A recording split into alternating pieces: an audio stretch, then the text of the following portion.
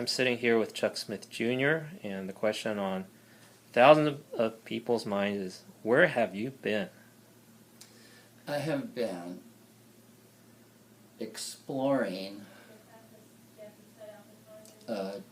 deepened Christian spirituality in terms of working within a small community of like-minded people. In other words, you have your Christians who go to church, and then you've got your Christians who go and want to be involved, and you have those who want to live close to Jesus, and they develop a devotional type of relationship with him. Some develop an imaginary friend whom they call Jesus, but there are those who they just want the real deal.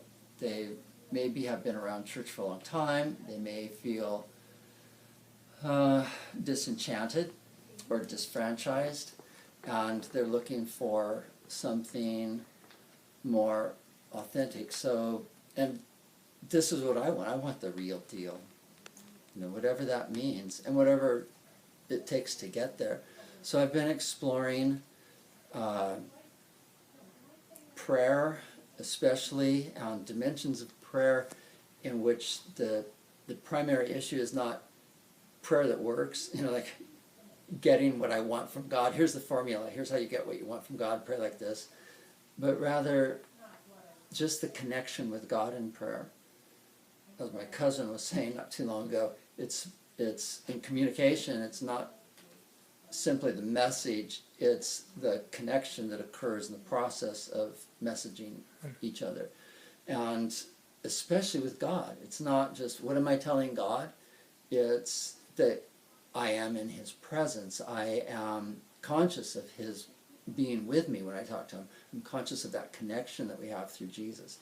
And so wanting to make that as real and genuine, and to experience it as intensely as it's possible for a human to experience that, but realizing that I can't do that by myself.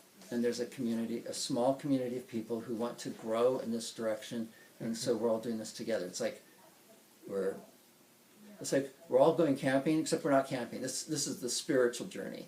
And what we're finding is that wherever we are in that process is exactly where we meet God. It's not like, well, when we get to the end of this, we're going to be saints. It's like there's no goal like that. The goal isn't at the end of it. The goal is that every day in the process of it, that we are meeting with God, and that's what it's supposed to be.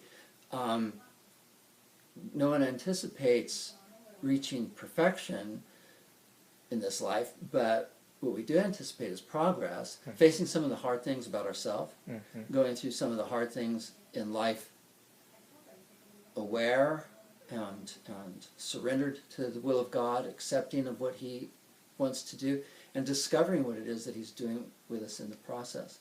So to me it's all really exciting, but I also know that it's not for everybody, and that's okay too. But for the people who are my companions in this journey, it is terribly exciting and rewarding. Can you tell us more about that community? Yeah, it's an eclectic community. There are people from all walks of life. There are school teachers, and there are guys who work for the county, a building inspector. There are people in recovery. Let your imagination go. There's some very brilliant people who sometimes I have to rein in, or we have to rein in. And then there's some people who just see things very simply, but, and it's men and women, it's married couples, it's a few college-age people, there are single people. It's a diverse group, but what holds us together is that same desire.